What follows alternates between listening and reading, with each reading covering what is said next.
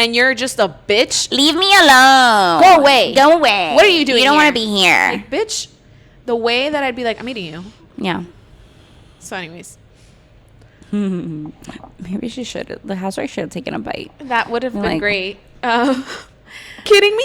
How have you known my entire vampire life that I hate this and never still, given me this option? Still, bitch, are you out of your mind? I would have shoved 12 vials down his throat. I'll be, tú vas a vivir.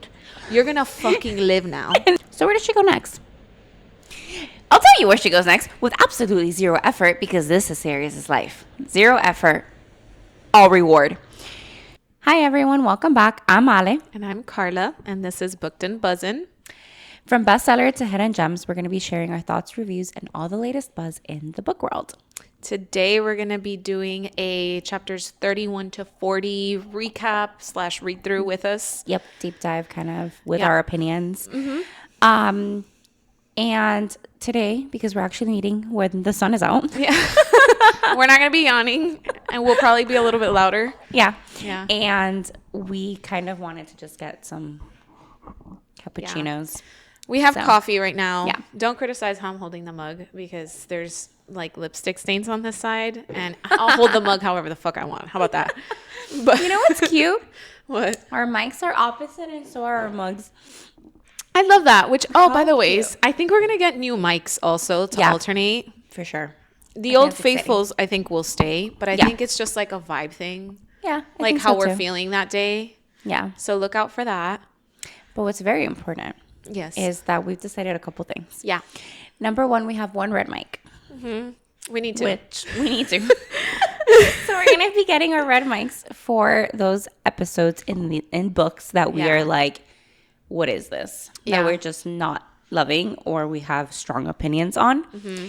But until we get there, we have decided that the little red lights on we're pissed. We're starting. It's like a little warning sign. It's like, I'm warning you that your book is getting hasta aquí. Yeah, like prepárate.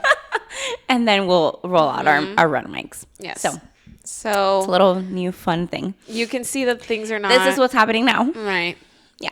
I just want to preface before we go into this by saying why I started to get here around this chapter. Okay. And it's because I felt, and I think I may have made this point already in one of our previous recaps, but if not, then I will now. I started to feel like,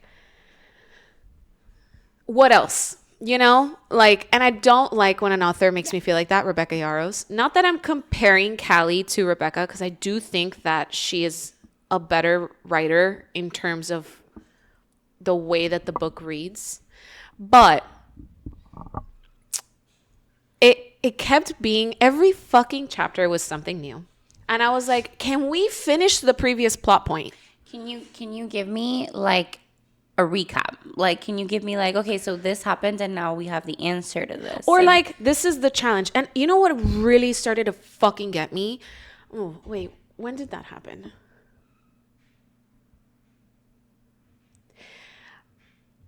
I started to get really annoyed with Sarris's indifference towards the court, that she's the queen of. Yeah.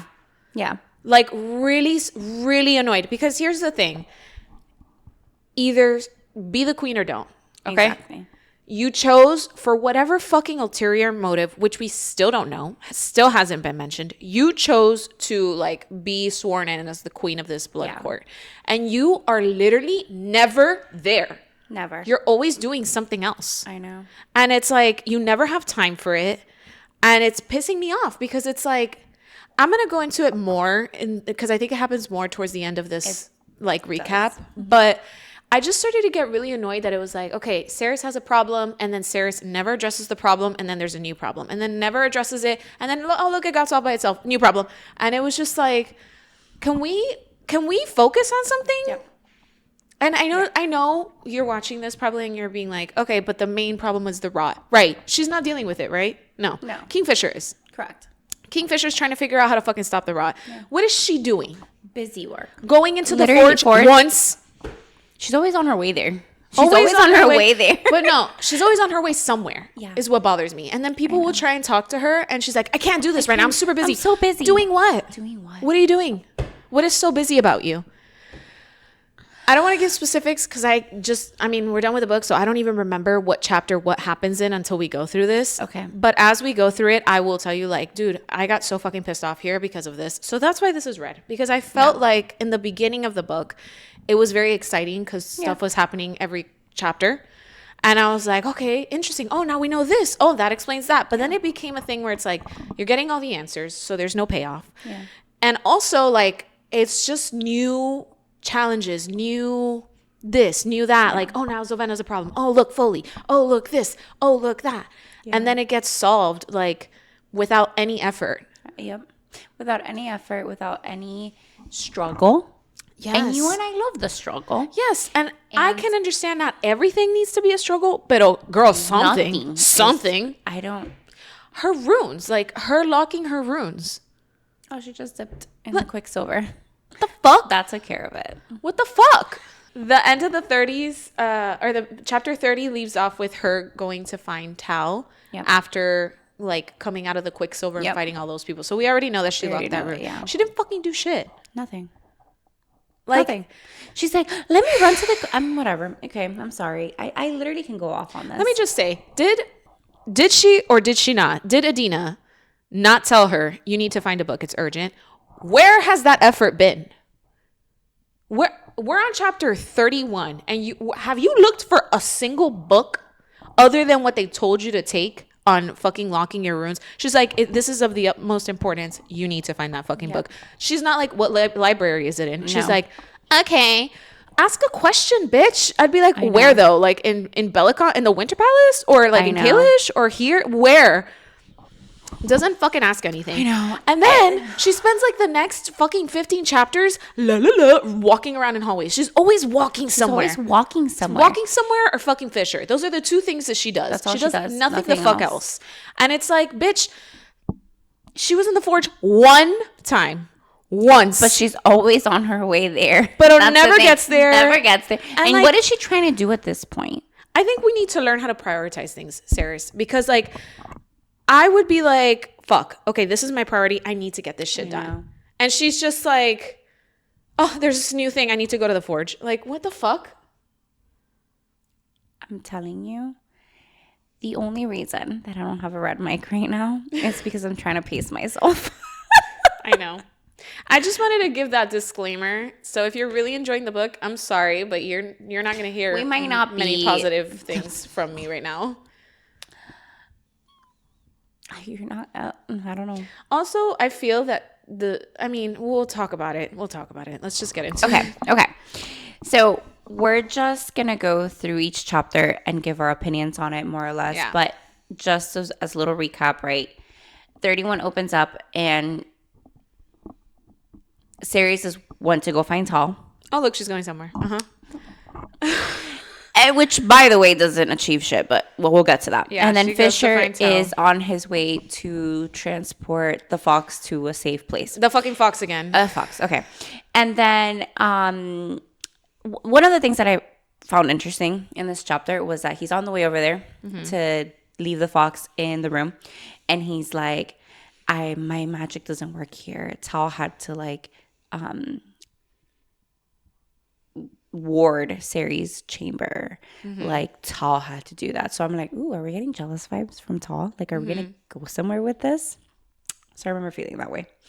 And then one thing that I found interesting also was just like a little magic side lore was that he gives the fox like smoke trout or whatever, like he uses small magic to give it to him.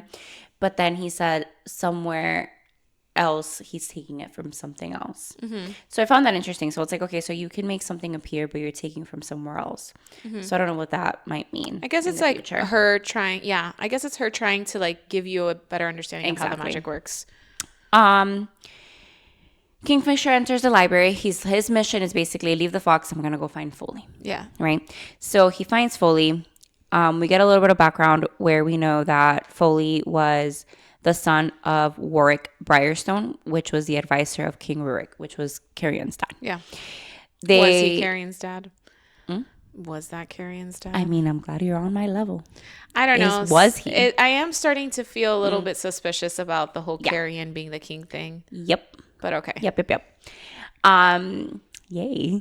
I mean, I feel like it's not trying to criticize the writing, because I do think she writes well, but I think it's more of like poor writing that is making me feel that way, and not necessarily like that's potentially like the truth. Correct. Fair. I don't think that I love her writing as much as you do. I don't love her writing, but I think she does a good job at times. Okay. Fair. I do think that she paints really great scenes at times, and there are other times where the dialect really just... I think where she's falling flat for me is like her ability to like plan what's going to happen, and like focus on, like in the first book, there was like an overall, like, this is the goal. Yeah. And then there was like a lull in between, like, of like 300 pages of like, oh my God, bitch. And like that they're literally just at the camp forever. Yeah. And then in this book, it's just too much. Like, I think she tried to remedy that with just giving you rapid fire shit left and right. So I think she has like, I like her potential. I just think that maybe because this is her first like romantasy, which I believe it is her first romantasy, I feel like maybe she's just like, unfortunately, falling flat a little bit. Yeah. I don't struggle as much with her writing as I do with Rebecca Yarros, where she literally writes like a fucking high schooler. Like, every other word is fuck. And it's like, I get it. We curse. I get it. Okay. All right. Anyways, in this book, I feel like the cursing is done normal. They do curse, but it's not like every other word. I haven't like noticed it, so I'm sure it's just normal. Yeah, it's like just regular. Okay. So anyways. We find out that Foley is like, his family's like super important, like basically number 2 in power, but he decides to join the Lupo Proelia instead. Whatever. Mm-hmm. The whole thing is Foley and Kingfisher go back and forth, and Foley loses it. That he doesn't know, like Fisher doesn't know what he's been through, and like Fisher's like, well, you could have just like come home with us. Yeah. And Fisher does this like such a dramatic thing, in my opinion, cuts himself to show Foley that he's in control and that he doesn't try to kill Fisher or whatever. Really nothing interesting in this chapter, in my opinion. Just that then Fisher tells Foley about the fact that he has Yoshin in the box, and he gives Foley the Scorpion King, basically. The Scorpion Demon or whatever. And then that's pretty much, I thought it'd be important to know, like, who has this demon, right? I was thinking that the interaction between Foley and Fisher was going to be like a really emotional one, and it fell flat for me. And it felt more, again, like, here comes fucking Fisher. Fisher and his group just feel that they can do whatever the fuck they want, wherever the fuck they want. I find it really disrespectful that you just cut your hand in front of me when, like, you don't know where I am. It's been 1,000 years or something. You don't know where the fuck I am and what I've been through and, like, how this affects me. Like, I get it. He was trying to show him, like, you can control this. But, like, how do you know anything? How do you fucking know? You don't know anything. And what bothers me is that he literally feels like you know what he reminds me of? He reminds me of like these stupid jocks in school that think like, I know the best way and we're all buddies and we're all part of a group and you just join the group. And he's like, once a wolf, always a wolf. Yeah, what? I can see that. But you're not a fucking wolf. You're a fucking vampire and you don't know what he's been through because you haven't talked to him in decades, right? I agree with this. I feel like Fisher and Lorith, the whole, and I liked Lorith, but ever since he did that shit at the fucking bar or whatever, eso me cayó requete mal. Where I'm just like, I don't know why you guys are so entitled. Like, I get it, you're the Lupo Proelia, cool, but like, who the fuck are you? I'm telling you, like, they're like a little jock team. And I have felt this way about Fisher from the get. Like, when he told her what to do and she couldn't, like. You know what got me was him being like, don't make a sound and don't move. And she was like stuck there mute. Yeah. That, I'm telling you, would have lit me up inside. He would have come back to a charred body because I would have fucking combusted. Yeah. Like, excuse me? Like, Yeah. I would have lost it. So I know. it really drives me insane how he does that. And especially when he did that to Foley. You have not talked to him for 1,000 fucking years. You're just This is the coming first in, time you see him. Obviously, you can see he's fucked up. You can see this has affected him severely. So, like, I know he's a guy, and men, like, amongst men, they act differently than women do. I don't expect him to, like, oh my God, I miss you so much. I don't expect that, but I do expect, like, something else. Not you just being like, look, I cut myself. You can control yourself. Come be a part of us. And, like, it's not like he was. You're coming home with us is what his vibe was. You're coming home now. So, like, stop being a pack baby. it up. Let's go. That's what it was. And Who it's just are like, you? excuse me, bitch. And Who if I want to are fucking you? stay here for the rest of my life. And that's why I'm saying it gives, like, very entitled, like, this is my group and you're a part of the group and you follow me. It doesn't give, like, hey, you're my actual friend. Like, what have you been through? Yeah. It doesn't give me that. It gives me, hey, I'm here now. You're coming with me. Get over yourself. He doesn't know anything about what Foley's been through. And I think that it is I can't hard deal to with it. write as, like, for a guy scene as a girl, because I just, and also I'm Latina. Like, you're not going to talk to me any type of way. Excuse me? I'm going where? Now I'm never leaving here. How about that? Like, How about I'll stay here? like, I just would have thrown myself off the roof. I would have been like, oh, you want to be funny? I'm going to throw myself off the roof. Like, I would have gone crazy. You can't do shit like that with me. So I think it's very different too, where, like, I think she's Australian. Callie's Australian. Different cultures, I guess. I don't know. Oh, I didn't know that. Yeah, she's from not America. I think. You're so funny. I think Australia. I don't want to say You know she's that we're English. Latin, right? Like, not from America. Well, Latin America. I guess. Yeah, but you're right. But I just mean, like, she's not American. Yeah. I know Callie Hart is not Latina, because there's no way Sarah's would be like this if Callie Hart was Latina. No. Anyways, 0% chance. I just think that, like, it could have been handled differently. I don't expect him to be like kissy, I miss you so much, sensitive with Foley. I know that guys interact differently. Fair. As just as a generality, every guy is different. But I'm just saying, as a stereotype, that's not how guys act. Yeah. But I also didn't expect him to be like, get over yourself, you're coming with us. Like, how about be like, listen, I don't give a fuck if you try to, like, bite somebody. Then I'll hold you down, bro. Like, come, just try. Don't be a pussy. Just try. Or, like, something like that. I could get behind, like, him being like, you have a choice. Come with us. Like, come on. Don't fucking do this. It goes back to that tone. It goes back to Fisher his, being like, I'm the boss of everybody. Exactly. Drives me fucking crazy. You wait till you see my notes on 41 to 50. Wait. You just wait. Dude, we're like on chapter 31 and I'm like pissed. Okay. We're both. Okay. So, anyways. We enter chapter 32. And this chapter, I do think I really liked, just because. Was it this chapter? No, it wasn't actually. Never mind. Whatever. So, okay. So then, when Ceres it cuts back to Ceres and we Tal. cut back to Ceres, and Tal is at an orgy because why wouldn't he be? And then it's just a pointless info. It's essentially it's a trade-off. Like, he has sex with these girls to drink blood. Yeah.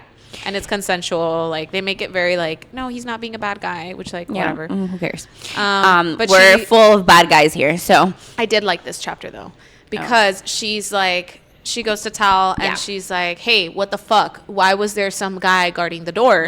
Through the open Quicksilver. Yeah, and he's like, because I needed to fucking know if somebody was going to come through the Quicksilver. And I'm glad that I did, because now I know that you're here, basically. And she's like, yeah, but they, like, locked it. And he was like, okay, I'll talk to them. They weren't supposed to do that. And she's like, they just start talking. Yeah. And he's like, she's like, I need to know about, like, decisions that you make. And he was like, if Then you were why would here you- why long not? enough, you would know about them.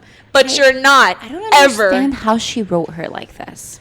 This is what's getting to me. We are on chapter 32. She's been entitled the whole time. The whole fucking book. The whole time. And then Tal, which is actually his court, like, that's where he has to live because he's a fucking vampire, right? Yeah, he doesn't have an option. He He's doesn't not have an half fae. option. He's not Bitch. half fae, right? Yeah. She's like, no, and this is what bothers me, because 10 chapters ago, she's like, hey, I need you to be my second so you can help me. Yes. And this and yes. that. You And literally just told him you have the authority to make decisions. And then in this chapter, you're going to get pissed because... I just need to know why you put these guards in front of the whatever the fuck. Dude, What? she pissed me off so much with this because and he read her to filth. He was Yeah. like, "You're literally never Never here. here. Maybe if you told me, hey, I'm gonna be in Kalish, then it would be like an easier. But you're never fucking here. You're always disappearing, and it's Exactly. the truth." And then Yeah. he fucking tells her, About the ball, right? Yes. Oh my god. Is this I not love the this chapter where he part. tells her about yes. the ball? He goes, oh, remember that you have to do this and you have to whatever. She's like, I wrote this. I was like, series, of course. OMG, I can't go to a ball. I don't have time. What are you doing? What are you doing? What are you doing that you don't have time for it? What are you doing? This is what I mean. Oh my I was God. like, you could tell that there's no one Tao in the is house like, right now because I'm- look at I know. Isn't that you guys. hilarious? If you normally listen to this, you probably We're listen always to it on kinda like like 100. low-key. Listen to it at like 40 this time because we're in full force. Yes. Okay. Tal is like, you have to because the party can't begin without you. She also has to select the next Lord of Midnight. Ceres, again, annoying me. I can't choose. Tal seems over her shit. Yeah, And he goes, does. yeah, you should have thought of that before your mate killed it. Yeah. You know, killed the last Lord of Midnight. So now you have to do it. And like, why am I telling the Queen of the Court, be the queen? Yeah. You decided this. You decided to fight the others for the crown. Mm-hmm. It would have been different if you were going to be this much of a shitty queen. You could have just been like, hey, I killed Malcolm, but like, I'm Yes. good. And Here you go. also, reluctant to take the crown or not, you did. For Exactly. whatever fucking reason, which we Yep. still don't know. We're No. on chapter 32, and we know the backstory of almost everybody in this fucking book, but we don't know why the fuck, what plan they had in place. So for whatever fucking reason, you Yep. decided, I will be their queen. That's not a fucking, I'll be their queen for 5 minutes. No, that is a lifelong decision. Exactly. And even if your goal was like, I'll be their queen until, then until, tiene que cumplir. And she's Exactly. out here running around hallways. I don't have time. I don't have time. But you're like, She bitch, literally what are you makes me doing? feel like she's What like, are you doing? what is she doing? Is it not supposed to be that like as a team you make decisions and you're like, all right, we're gonna split up. Me, Fisher, I'm gonna go fucking find this shit. I'll find the rot. You, Yep. Saris, you need to stay here. Figure out the court shit. Look in their library. You, Tao, you're gonna do this. Carrie, and you do that. Like you split things up, and she's like, I do everything. I just don't have time. You literally do Don't nothing. anything. You do nothing. You do nothing. Nothing. Nothing. You have done Nothing. like five or four And fucking she's things. like, I can't be fitted for my gown. I have other things. What things do telling you you. have to? This chapter pissed me off Yeah. so much. This is why this is red. I know. Because I was like, bitch, what are you doing? What that are you don't doing? have time for this. This is your Exactly. primary responsibility. This and finding the book. Those should be at the top of your fucking list. The rot, yes, of course. But you can't even handle the rot until all your runes are locked. Yeah. Until you find a fucking book. And maybe you need your horde of vampire motherfuckers to fight the rot. So your priority should be this kingdom, the book. And her priority is, I'm running around doing stuff. I don't know what stuff, but stuff. I'm doing stuff. I don't have time. So like, bro, when Tao was know. like, no, you have to. And she's like, no, I don't have time. He's like, listen to me. You're going to. There is no, I don't have time. Lo vas a You're gonna hacer. do it. Yes. Yep. I was like, yes. Finally. And it made me love Tao even Yeah. more. I was like, finally. Yeah, somebody Like, that fucking calls her out and tells her what the fuck she's gonna do. Yep. Because it's her responsibility because she chose to take on this role. So where does she go next? I'll tell you where she goes next with absolutely zero effort because this is Sirius's life. Zero effort, all reward. She goes into the library, okay, and all the little birds are attacking her, Right. and they cut her, okay. And I'm here like, oh my god, this is gonna mean something, right? Yeah, I was I'm like, here oh, they're gonna take they're blood, take some blood, witch is and gonna do someone's gonna something. No, we find out that they all gather together and they cut her to They see made, like, that a hurricane she is, around her. yeah, like a little constellation, no sé qué. And they cut her to see that she is who she's supposed to be, and then all the different papers form into the Navy book she's been looking for. Yep. Yeah. Okay, so here's a couple things. Number one, zero effort again for this character because she doesn't do shit and she gets all the reward. And then the second thing that really bothers me about this is why is Fisher's mom's book in the blood court? Yeah. The fuck Qué is it doing there? casualidad. What the fuck is it doing there? Why is it in the blood court? When the fuck has she ever been there? Yeah. I mean, you could argue, well, like, oh, because she was a fucking, like, Seer. and she knew. But, like, how did you even get the birds in Yeah. there? Yeah. How They're did like you make confounded that to the library. Not only At that, what point how did did you like make I'm going that to the blood spell part? so that they all come together into this navy Yeah, book? you're not a witch. All right, so that's just one thing I want to say. And then the birds have been basically there for centuries, just flying around for the runes of the alchemists, and great, wonderful. Fisher comes out of the shadows randomly as she's getting this book or whatever, and then she right away tells him, Adina wanted me to find this book, but she didn't want me to tell you. Okay. Look. I have something to say about this. Okay. Look. I don't know.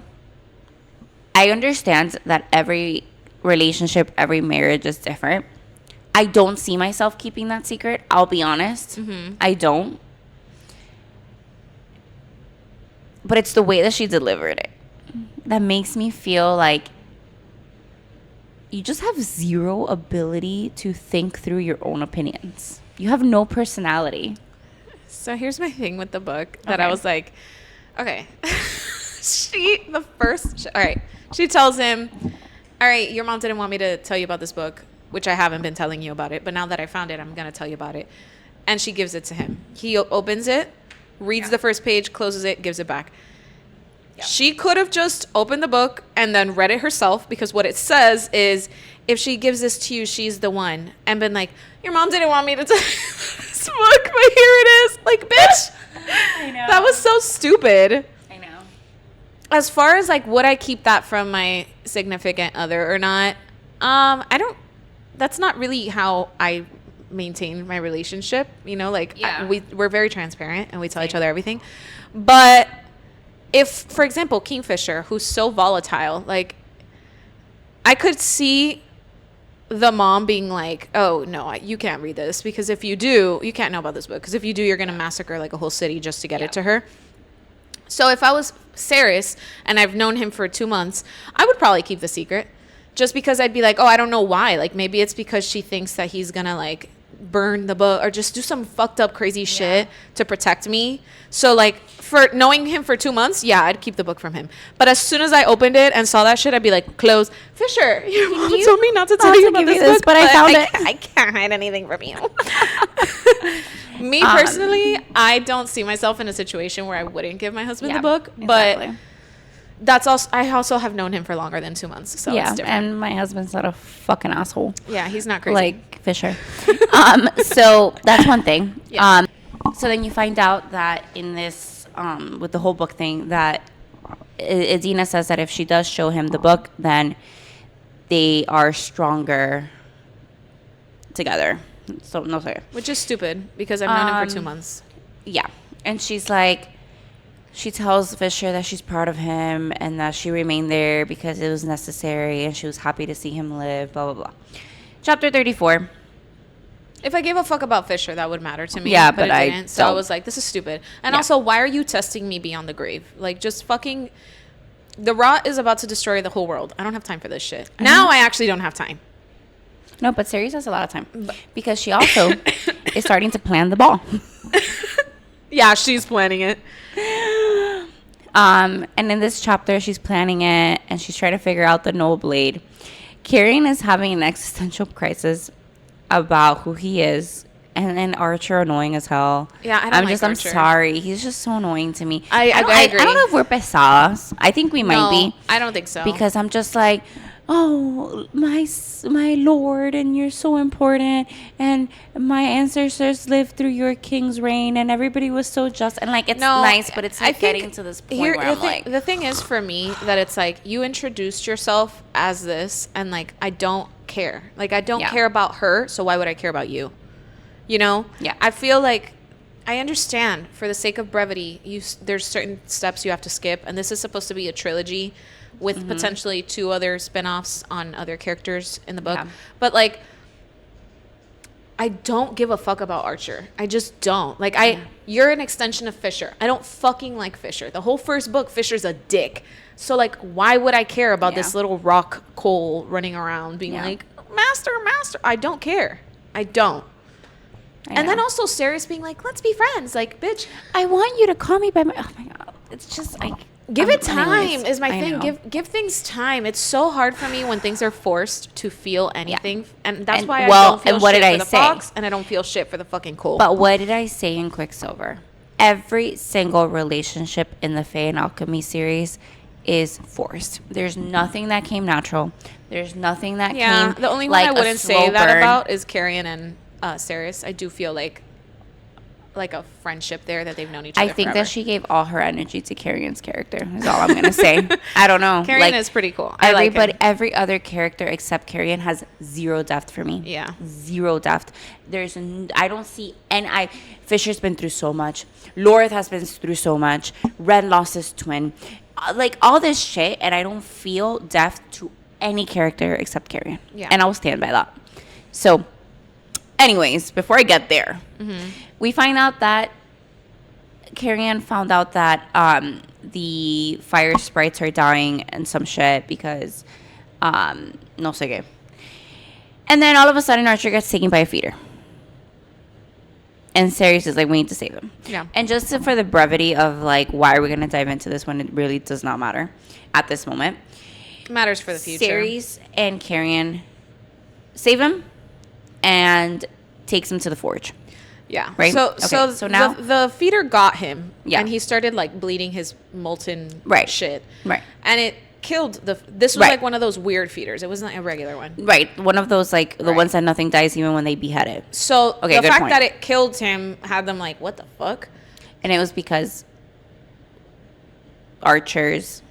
Archer Whole doesn't thing. have blood. He No. has what runs through Brimstone. him is brimstone. Yeah, we find out... brimstone essentially is what can stop the feeders and the rot. It's the element and the kind of magic that gives the sprites its life.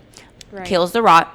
And we find out that the Lorith says that the feeder seems to have partially melted, burned Yeah. away to ash when in contact with the brimstone. Yeah. And then they used that to kill the spread that was happening when the monster melted or whatever. Yeah. He was able to be saved by the other fire sprites, but basically what we find out is that all of them have a certain amount of brimstone. Like they don't like regenerate brimstone Yeah. in their It's self. limited essentially. Yeah. So they So all sacrifice like a A little bit. bit to save him so that they can get like his like. Sorry. You're good. So they basically all donate a little bit of it to have him get back to like a regular temperature, whatever. Yeah. So and then they like talk about how big of a deal it is that Yeah. there's no new sprites, and when a new sprite is born, it's the same concept. They 'Cause all they have to donate. sacrifice like a bit of brimstone to Yep. create it. Because here they were like, oh, we have a solution, and then Fisher was like, no, we don't actually, because the sprites have limited brimstone. They have limit like Which like, so then where did it come from? there you go. Well, where the fuck did fire sprites come from? Why Who made them? No one asked this question. Why is no one asking questions? Saris asks The nothing. dumbest. And if Nothing. anything, the dumbest. I would be the most annoying bitch if I was her, because know. I would ask a million things, especially with the access that she has to the Herrick's. That thing would have been like, you know what, never mind, fuck this deal. I don't want to be anywhere near you. I know, and all she does is be rude to it. So I'm just Stupid like, all as right. fuck. Stupid as fuck. This thing is celestial, and you're just a bitch. Leave me alone. Go away. Go away. What are you doing You don't here? want to be here. Like, bitch, the way that I'd be like, I'm eating you. Yeah. So anyways, Maybe she should. The housewife should have taken a bite. that would have been Like- great. Pa que se calle la boca, Dios mío. Anyways. Wait. just I a did little want to side note. mention. I did want to mention. It seems Fisher will be okay, but then Fisher takes the moron to their dream cabin, and the sun hits her without any harm, and she tears up about it, and they share a tender moment. So directly after finding out there's a solution to the rot, you're like, let's go to our dream cabin. Are you fucking serious? I must have been really annoyed by that because I completely lost I it was away like, from my mind. are you joking? Are you joking? Why are you wasting time? Oh my God, these people are like children. The only other thing that I do want to mention about this is that Isabel's back and they can see that she's dressed as a prioress and she's not a novice anymore. So something changed in her clan for the witches. Just sharing. Yeah. The next chapter is finally Hayden wakes up.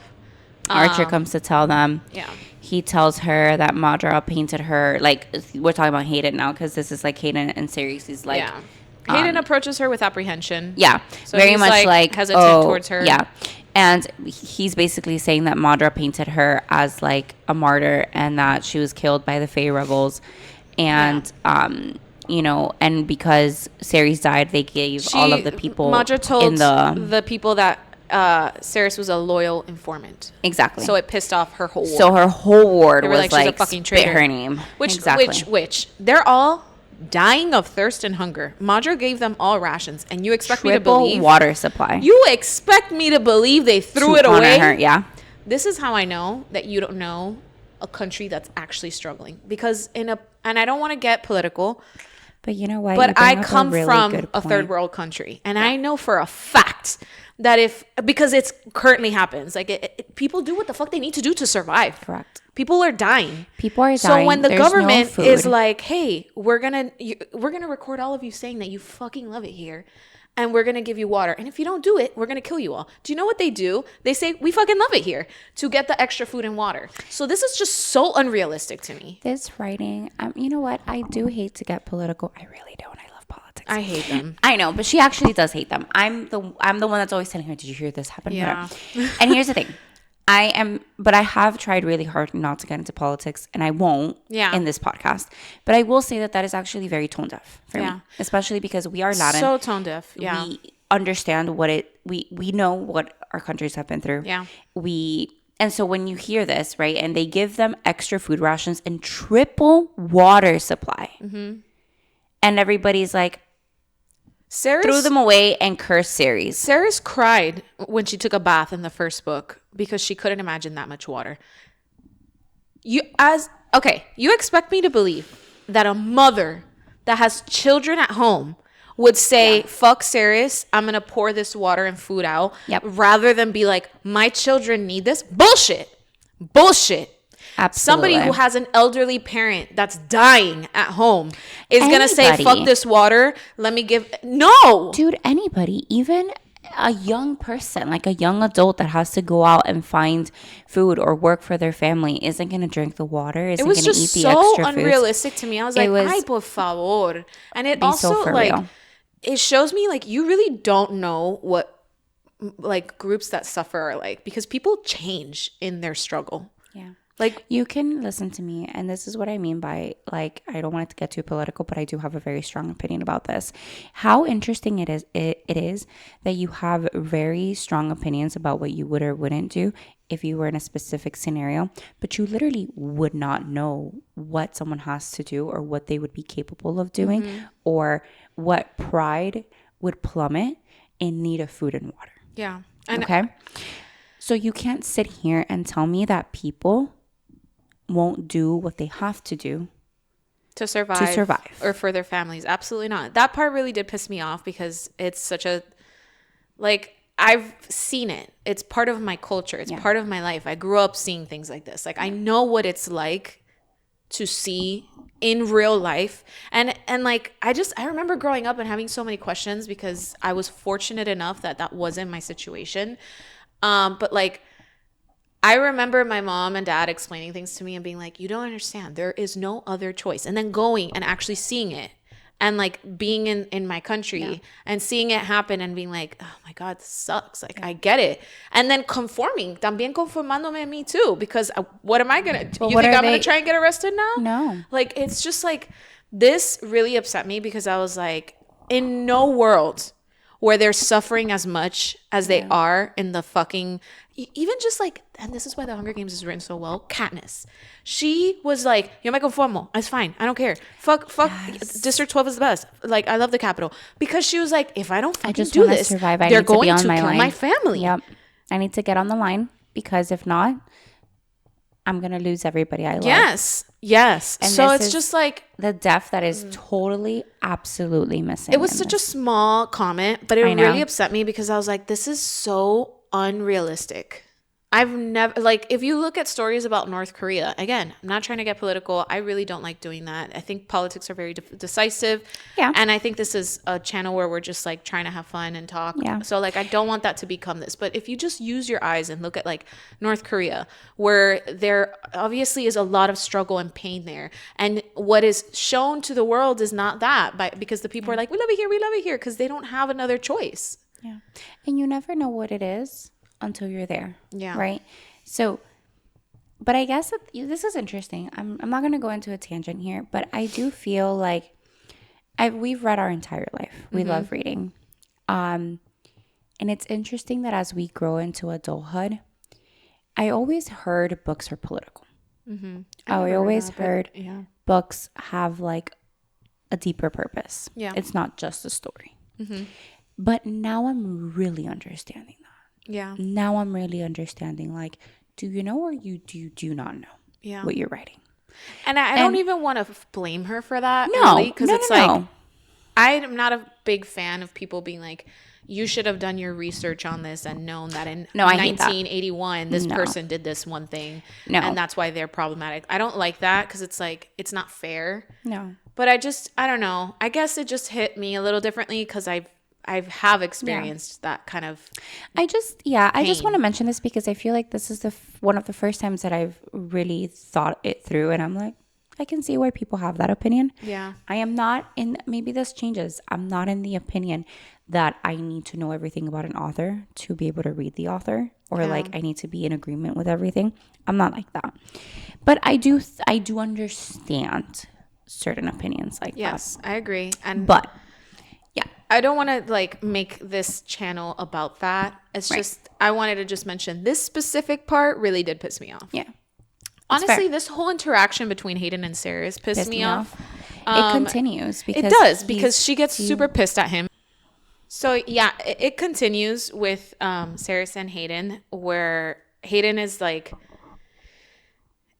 I will say he is being kind of an asshole because he's like, well, I don't know. What did you do for that extra food and water? And she gets really pissed off, which I would too if I was her, because like, I literally kept you alive. If it wasn't for me, you'd be dead. And it was through like misery of my own. So she's pissed as fuck at him. But the interaction kind of annoyed the shit out of me just because it's like, you did keep him in the dark for everything. Yeah, you did push him away at the end. You complain that he is useless, but you kept him useless. Yeah. Is my problem. You wanted him to live like a princess in a third world situation. You wanted to make his life easy, and what you didn't do is make him resilient. It was out of love. I get that. But you can't expect him to come back not being a little brat now. But he is a brat. Yes. He's never had to do anything for himself. Correct. So, and also, you've been gone. He doesn't know what happened. He is ignorant because you've allowed that. Yeah. Which I do think, like, no matter how much you want to protect somebody in that situation that they're in, I don't know how you can be that stupid. No. Like, there's certain things you can't escape, no matter how much you shelter him. Mm-hmm. And he is not a little boy. He is a man. Yeah. So this whole interaction was just annoying to me because I feel like they're both like wrong in their opinions. Like, I don't feel like she's wrong and he's right, or he's wrong. I think they're both wrong. I think they're both. Are ungrateful as fuck. Your sister did everything for you. She even brought you here, and you're treating her like with this fucking attitude. And you created this monster. So don't act now suddenly like you don't understand why he feels this way. She wants him to like kiss the ground that she walks in. I'm so glad you're alive. Let's be best friends. No. The reality of things are that you fucking left him unable to care for himself. This whole shit happened. He's a dumbass because of you. Correct. Because you never showed him the truth. Correct. And then when Madra came and was like, oh, she's all these things, he's a dumbass. He believed her. Yeah. And you're upset by that? I would be upset too. Yeah. But you created that animal. Exactly. And you should have known that in the world you guys were living in, there was no space for that. Yeah. Plus, this is evident that you didn't tell him shit that you should have told him, because why would he be second guessing his sister? Yeah. Why? Which is, it goes both ways. You're a man. Like, how aren't you asking, yo, where'd you get this extra water from? How are you not assuming she's doing absolutely the most vile things to get extra food and water? So don't act like he shouldn't have his mind wander because you don't tell him anything. Yes. He doesn't ask, but you don't say, So both of you are also just like, useless. How are you not like, Hayden, this is the world we live in. Listen, if my little fucking brother, if I was out here bringing extra food and water and this dumbass was gambling, I'd be like, what is it that you're gambling? I want to fucking know. Is it the food that I'm bringing? Because now you're going to starve for a week for that. I'd be like, do you fucking know what I go through to get you that shit? Yep. How is it that you never prepared him for life? I know. Useless makes useless. I'm telling you. She punches him, leaves. Then a random rune goes on. She runs to Adina's book. The book tells her she can't skip around, has to read in order. Which, I would have read that shit. I know. I would have been like, I would have fucked everything up for myself. Listen to me. It would have been like, don't read ahead. And I would have been like, stop, at every page. And I'd be like, okay. Literally. And that's how we all die. Literally. Like, that's what I would have done. Literally. But whatever. She shares that the alchemist shied away from the second part of the Tria Prima, which is brimstone, quicksilver, and I think salt. Of course. Of course. Of right? course. Yeah. Mm-hmm. Blah, blah, blah. She needs to seal this rune. And this is such a hard thing to do because she will be different after. Right. Okay. And it's the brimstone rune. It's the brimstone. So, of course. I know. Of course she has a brimstone rune. I know. Of course. Of course. She's the thing that's going to save the world. Most powerful. Of course. Yeah. How effortless. Well, you're going to love this one. The alchemists were usually corrupted by their powers, right? That this is some side lore that she drops. If she was born an alchemist, she had a Fae background. Mm-hmm. The alchemist had become... We already kind of knew that. Yeah. Oh, sorry. Just to go back to it, the brimstone rune appeared on her arm when she was fighting with Hayden. Yeah, that's when it came up. Yeah, so that's how we know that, like, when she's reading the book, she has the rune. Yep. So yeah. Anyways, you were saying that it comes from somebody who has Fae in their ancestral line. Yep. Which who is that Fae? Is it Kingfisher's father? Correct. Yeah. Are you starting to think that too? The fuck else? Who else? I don't have anything to go off unless she is the descendant of the, like, Carrion's throne, the Winter Palace. Like, she's the true descendant. Yeah. Even though she wasn't Fae, like, maybe, I don't know. They breeded, diluted. I don't know. Because it's even when Fisher... It's even when Fisher picks up Hayden and he's like, I see nothing of Ceres in him. Like, I get a small swift of like the blood resemblance, but barely. It's like, if she's dropping some hints, she's dropping hints, and maybe they don't lead anywhere. But at this point, I'm like, because also, like, if she's descended from Fae, why are there not more Faes in Zilverin? Or why do we not know about them? Mm-hmm.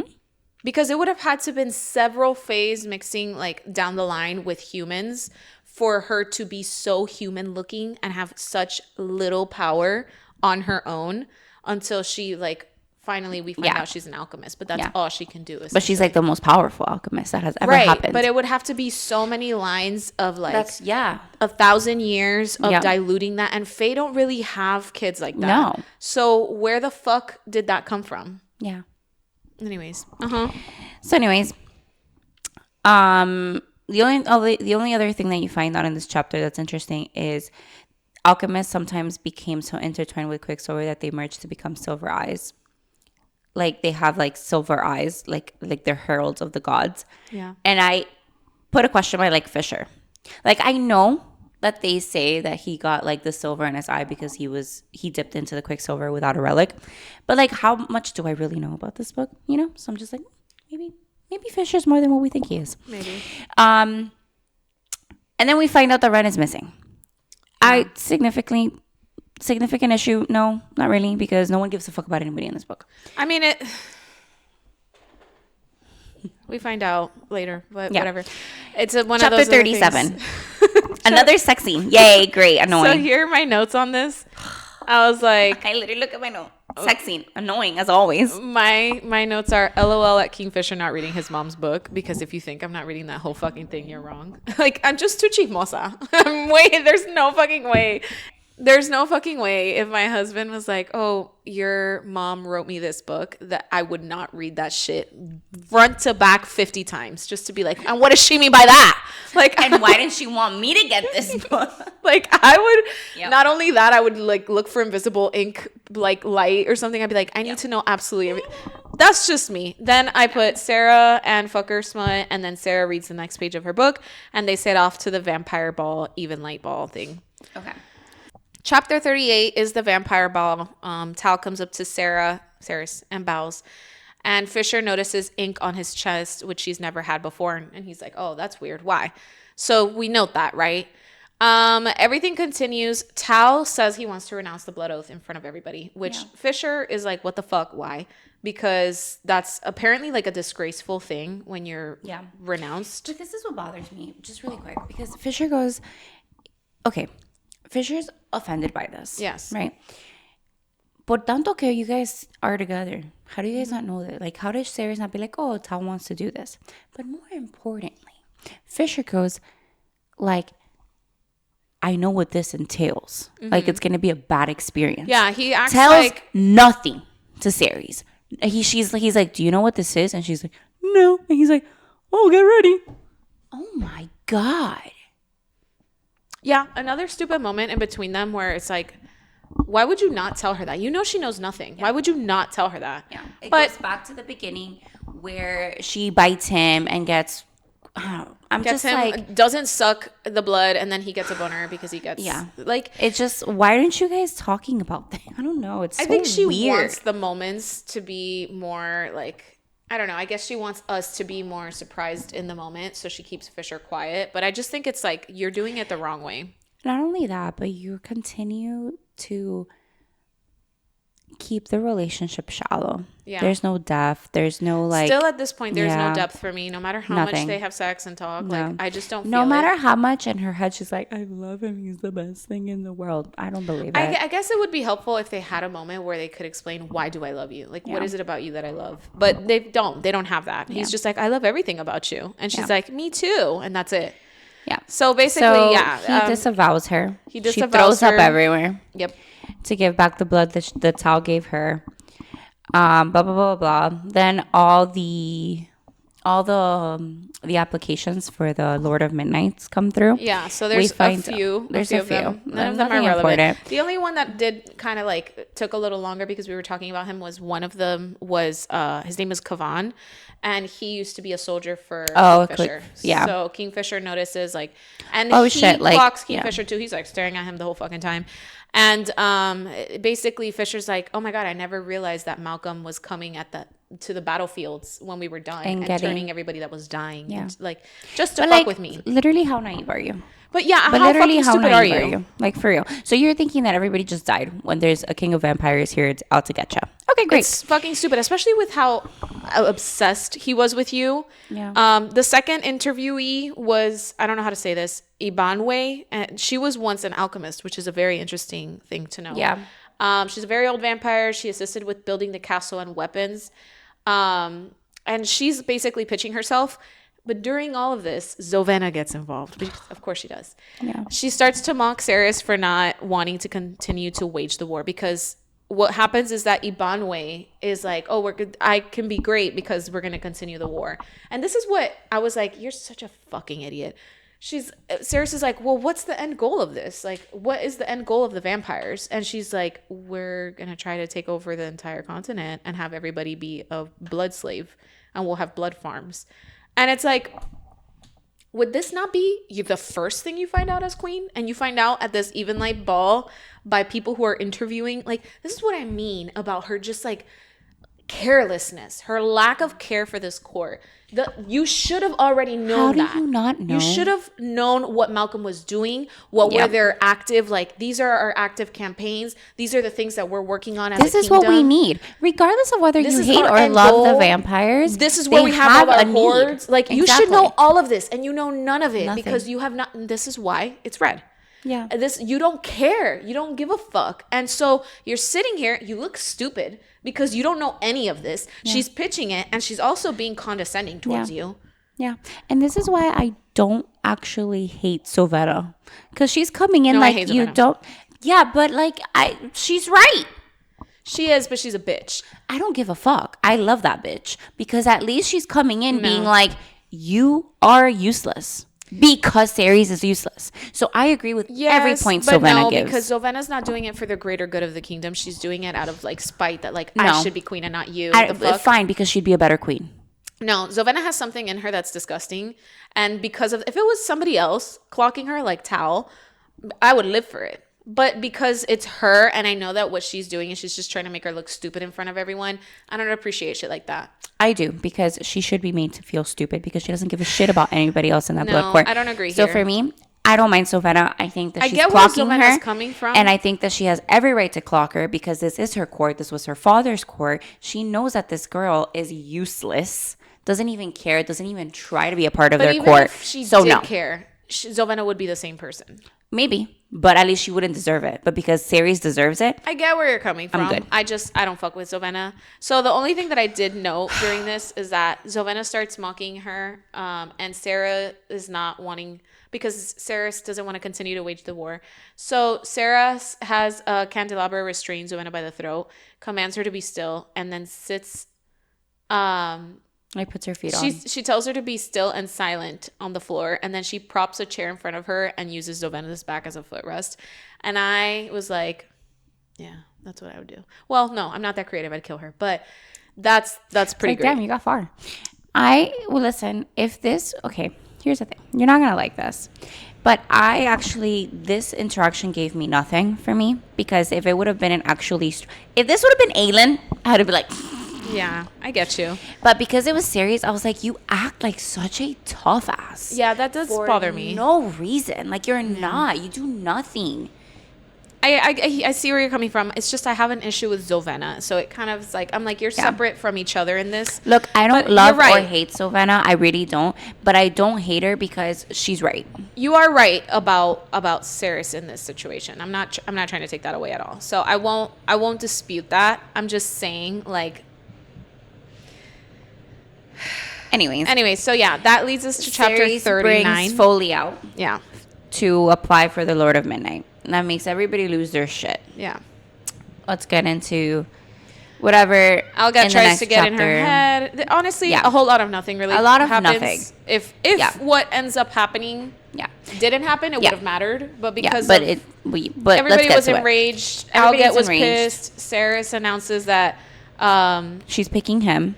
the court she's been tolerant, but they need to be careful, basically. Like, she makes this whole show about being like, I'm the fucking queen, guys. And like, you as a reader are like, okay, and this is important to mention, because what leads up to this moment that I'm like, so what was the point?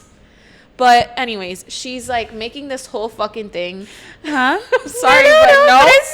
No? Like, are you fucking kidding me? Okay, sorry. Before So we we're get getting there. ahead of it, but like, Alga tries to get in her head. She lowers Everybody's her shield, basically saying- sends shards of like Whatever. daggers her way. She bleeds. Zovena's like, how could you? What'd It's you like do? this whole fucking It's thing. just this whole drama. It's a display of power for Yeah. Ceres, being like, you guys need to fucking understand that I'm the fucking queen here. Yeah.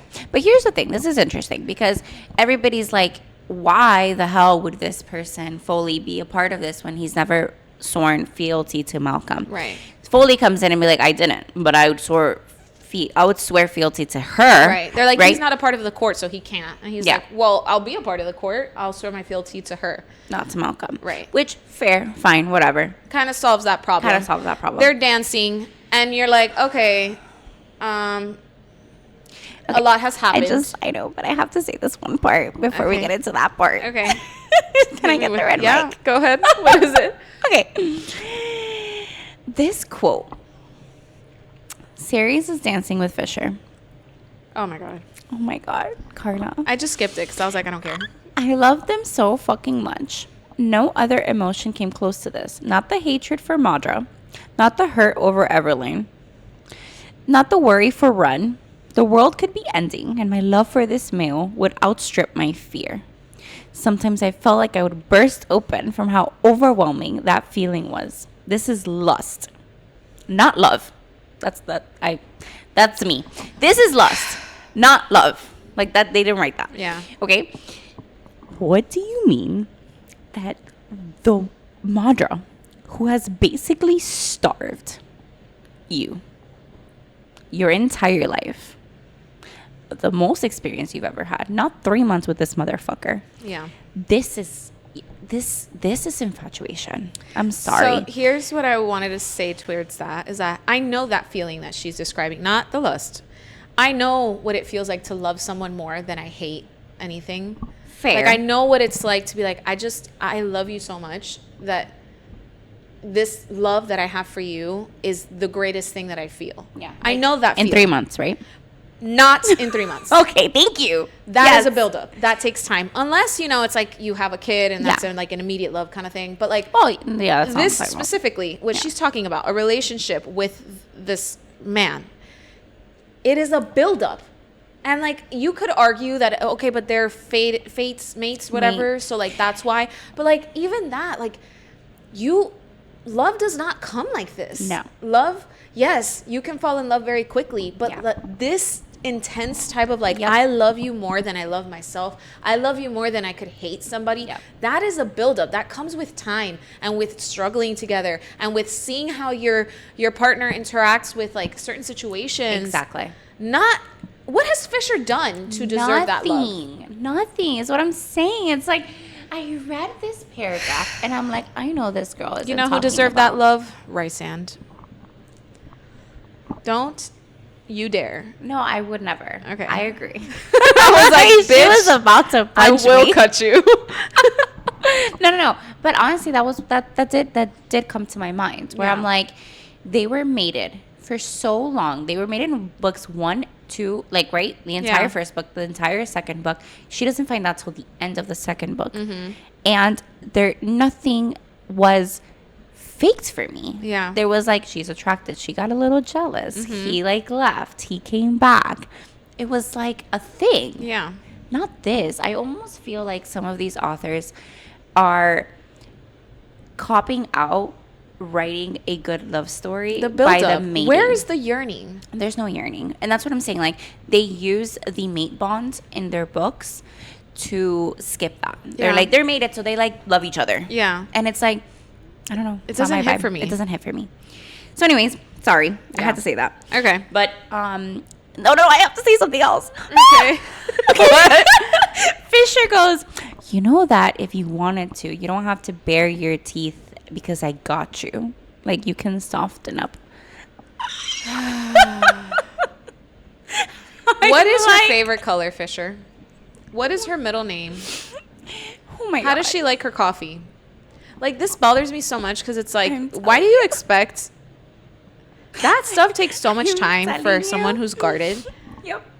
Like, a guarded person is so hard to break down. It's so hard to be like, you can trust me, because it comes from something. Yeah. It comes from being betrayed and hurt so many times. So it takes so much time and work to get somebody that's like very guarded to finally open up and feel like, Yeah. you let me in and you're soft with me, Yeah. where you're hard with the rest of the world. And you think that 2 months of just having sex and being in your little winter cabin and not having any emotional depth to your relationship is enough to make her Yeah. just like wear the dresses that you put out for her? I just had to, because I'm like, there is no depth. This is the part, like, I'm trying to pace myself with the red mic. I don't want to be an asshole. And by the way, like, me being an asshole means like I have a critique, not that I hate the author or like I'm gonna like it's nothing like that. It's just I'm critiquing something I'm reading. Yeah. And I hate something I'm reading, or I'm loving something I'm reading. It's not that I'm like hating the whole thing all the time. But this is around the time where I'm like, I want to get the red mic out. So this just continues on, right? Yeah. And then whatever. They're All of a basically sudden, dancing and talking, Yeah. and she's being really awkward too the whole time. And Yeah. then, oh, and by the way, even in between these little love things, there's like, you look so hot. Yeah. There's like, whatever. Anyways, all of a sudden, vampires start vomiting. everywhere. Tal screams Yeah. that judgment has come for all of them. What? Yes. And I'm like, oh, okay. So he continues. Gluttony is their undoing. The thralls that they had been sipping on, like the humans or whatever, are going to be carrying around vials to undergo the transformation back to their fairy bodies. And if they do not transform back to their fairy bodies, they're going to die. Tal does not take the vial and falls to the ground and starts shaking. This is one of the absolute most odd end to what a build-up for Tal. What? Yes. The Okay. fuck happens here? So my biggest problem so far has been how much Tal has been indirectly hyped up. Yep. How much mystery and shroud and like look at him, has been given to us for fucking this. Yeah. I literally have a note that I was like, then Tal too falls to the ground. Bummer, but what the fuck? Literally, what the fuck? And he's been this mystery, and there's been this depression in him that she's felt, and we get nothing. We get moments where Tal's reprimanding her, saving them, doing this, doing that, leading. And then he tells everybody, you're all going to die, fuck you, and falls. Yeah. Like, what the fuck? What the fuck? Yeah. Yeah. He's like, ha ha ha, judgment has come for all of us. And then plops in. Yeah. Okay. That leads us to chapter 40. Yeah. And Ceres runs to Tal to bring the vial down. Well, I would too, though. I'd be like, no, tú no te vas a acabar de esto. Yeah, which is fine. Wake the fuck up and tell me what you did. Yeah, which is fine. And then Fisher runs out. He's like, you good, right? And here's what pisses me off about that question. This is what pisses me off about this question. Communicate.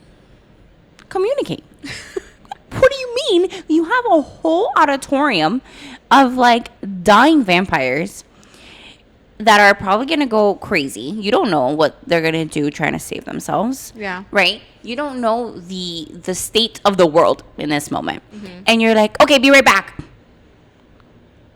We find out that obviously he had a good purpose. He went to go hunt down Algot. I have something to say about that. Okay. But I can't say it in this chapter because it happens in a few chapters. Okay. So I will mention, we'll circle back to this in the next video because we're in the last chapter of this video. Yeah. But he says that she probably drank the vial and isn't a high blood anymore, which is even worse. So that's scary, right? Like, she's even worse because now she's a dark witch and that is dangerous. So okay, fine, valid. But you're leaving her out of all the entire book where he's like, my mate must protect mate, she has to be safe. Let me run out of here without no communication. Which, like, to be fair, he had said that bitch is dangerous. And now, like, no longer being a vampire, but being a witch, hella dangerous. So I get that. But is Foley not around? I was about to say that. Go tell Foley to do that. Why don't you Or tell Foley to guard her. Like, fucking something. Right, do something. Which they don't. Anyways, she gives Tal the vial. We find out he's that not getting any better. Putting drops of their blood in the wine. Yeah, like it was a spell. But Tal told them not to give Foley or Ceres any of that wine. So Tal was trying to protect them. And what is funny is that Foley jumps in too, and he's like, "You better drink this motherfucking vial." Like, what do you mean you didn't give me this? Also, if I was Foley, I'd be livid. I'd be like, "Are you fucking kidding me? Are you fucking kidding me?" How have you known my entire vampire life that I hate this and never given me this option? Still, bitch, are you out of your mind? I would have shoved 12 vials down his throat. I'll be, tú vas a vivir. You're gonna fucking live now. And you're gonna fucking tell me. He would wake up like he would open his eyes to serious? Like me like that, crack down on him. Like I'd be like, are you fucking kidding me? Like, but the spell was done with Tal's blood. So because he had a connection with Malcolm, blah blah blah. Yeah. That the reason he disavowed Ceres was so that this would not affect her. Right. So it couldn't have affected Foley anyways. But regardless of that, you knew about this and you didn't find a way around it for me. Which I don't understand why. Here's the thing. Here's something I'm gonna say. At one point, we don't know the full reason why she wanted to be queen, but one of the reasons was like maybe we can bring this court like around. Yeah, right? But there was a deeper reason. She was like, what happened to the plan? She tells Tal, like, what about the plan? Exactly. What plan, bitch? We already know everything else. Exactly. So just tell us what the fucking plan is. So why wouldn't Tal say this? Why wouldn't this be a thing? Like, hey, by the way, Ceres, I know that you really never wanted to be a vampire. Here's a plan I've got. Yeah. Okay. Anyways, guess where they go? They give Tal a vine, he throws up the blood, and he also begins convulsing. Yeah. Tal comes to and everyone's pissed at him. Foley tells him he needs to fight through. Bullshit, boring. And that Tal tells them, like, no, you don't understand. I need to die. And then he starts convulsing again. And they're like, what the fuck is going on with him? Because everybody else has taken the vial and they're fine. Zovena comes through, clueless as fuck. She says that that Tal dragged her into the garden and forced her to drink something, and then that made her disoriented, and suddenly she came to, and now she's Fae. Do you know the first thing I would have done? Decapitate her. I would have been like, oh, you are? Candelabra sliced her fucking neck off. You're not coming with me. You're dying now. Yeah. You're dying here and now. I have no use for you. You're not ningún Lord of Midnight. So why did they even take her? Why? So for what? Tal is having a fucking like convulsion shit, and then they're like, we need to leave. We need to go to let's Kalish. all leave this entire court that you're queen of, and go to Kalish. Yeah, Tal, fun there. Foley, and Zovena. Let's go. And guess what? Foley needs a relic, but so does Zovena. So now Zovena gets a fucking relic. Yeah. Do you understand? We must protect her. I would have thrown her into the Quicksilver without a relic. I would have been like, you're going to die. And not only are you going to die, you're going to die slowly and painfully. Because if you want to be a little smart-ass bitch with me, then it's going to get you here. But why is she coming? I'm like, anything she knows, Tal knows. Tal is like top of the top, second in command. I don't need you, bitch. No. And Tal has made it over and over. Yeah. Whatever romance they had has been dead and gone for centuries at this point. Like, whatever. Oh, look, I can rant now about fucking Fisher because I just found my note and it's in this chapter. So Isabel the witch is there. Telena is there too, and Fisher confronts her. They figure out it was a plan that Isabel and Tal had to end the blood court. Fisher's pissed because he's annoying. And now the vampires are not vampires. He's pissed because now that the vampires are not vampires, they can turn on Ceres. So why did you leave her? If you're so worried, why the fuck did you go run off to find Alget? I understand, priority. But then, like, who are you to get pissed as fuck when you were like, BRB, you're good, right? I'm out. Don't act like you were stressed out the whole fucking time. Unreliable. It's just like you go back and forth in this character that it's just stressful for me. It's just like, what are you talking about? It's stupid as fuck. Anyways, whatever. They're arguing. Isabel's like starts panicking. Yeah, Isabel is like arguing with them, and then they let slip that Tal's alive, and she's like, "What the fuck do you mean he's alive?" He's alive. Like, yeah, we gave him a vial, and she's like, "Where is he? Take me to him now!" And they're just like, "No, you're gonna answer our questions." Like, you don't fucking understand. If you don't take me to him, we all die. And they were like, well, "Oh, okay, he's upstairs." Yeah. They all run upstairs. They all go upstairs. And they walk into a room engulfed in flames. Yeah. Right? Essentially they walk into like hell, basically. Yeah. And what do they say?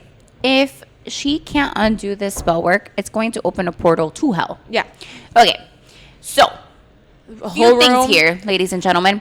I haven't heard of hell in this entire book, right? Which is like, okay, fine. You're giving me something new. Right. Okay. I don't like it because it's like, why? Right? I mean, we know that there are demons, so I guess we can infer there's something more. Yes. Okay. But it's never we've been told at length about these gods. Yeah. Never been told about this demon stuff. Yeah. And so like I understand that at one point this might make sense in the next. I have things to say for the next episode when we're due 41 to 50. Mm-hmm. But at this moment right now, great. So a portal to hell is opening. Okay. Me estás tirando otra cosa. Yeah. Me estás tirando otra cosa. Sorry. You're throwing something new at me that I'm like, great. Okay, now we have to worry about this portal of hell. Every chapter we learn new shit. And it's like, but can we finish the old shit that we were focusing on? Yeah. So whatever. We find out. This bitch is trying to undo it. She's like, there's Selena's like, this is impossible. We cannot do that. It's super hot. She can't get to Tal because the flames are literally, it's engulfing him and it is so hot. Yeah. She's trying to undo him. She can't. Yeah. But then what happens? Well, before you say that, this is important because we find out that the reason why it's not working is because it's borrowed dark magic. Yes. And this is why it's tied to the demon world or whatever, right? And he was supposed to die with that magic. Right. She was like, you can't undo this magic. It needs to die with the person. Exactly. But you brought him back. Yeah. So now essentially we're fucked. And then what happens? And then somebody, some mythical like goddess figure walks through the fire with her hands on air. Yes. And puts her hands on Tal's chest. And then their right arm illuminates and the fires of hell went out. And who did that? Ceres. Our savior. Of course. Ceres to the fucking rescue. Does nothing for 54 chapters, but then she does one magical, cool, badass, I'm the savior type shit. And that's how the with chapter ends. zero effort, with zero No, like she, knowledge. possessed walks She like through the fire. I know what I need to do. And it doesn't affect her. No se quema ni nada. The end. The Chapter end. 40 is closed. So I hope you guys enjoyed these 10 chapters because we didn't. we're gonna get comments I like know. you guys are just They're like gonna roast us. raging. You guys are gonna roast us. I already know. It's just like this is the end of these chapters, right? Next episode, we're gonna go dive into 41 to 50. Mm-hmm. You're gonna get a red mic from me at least. I felt very incredulous at the fact that the whole blood court was dismantled because I was like, what was the point of the vampires then? What was the point of her becoming queen?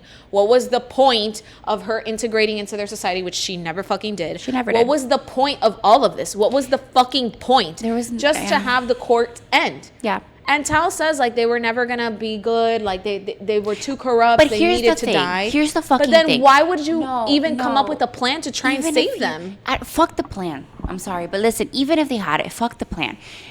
Even if they were corrupt, even if you have Bellicon in one end and Madra in the other. Yeah, you could still use them. You can still listen to me. What are vampires known for? What are they known for? They are bloodthirsty. Mm-hmm. Okay? They're fucking assholes most of the time. Yeah. They are without soul. Yes. So basically, shape up this army and you have a fucking army. Also, you know what gets me is when he's like, you're either going to choose to like face the things that you've done as a vampire or die. What makes you think they're going to be any different as a fae now? It's the same person. But now they can go out into the sun and they don't need to drink blood to survive. It is the same person. A century ago, they got this option.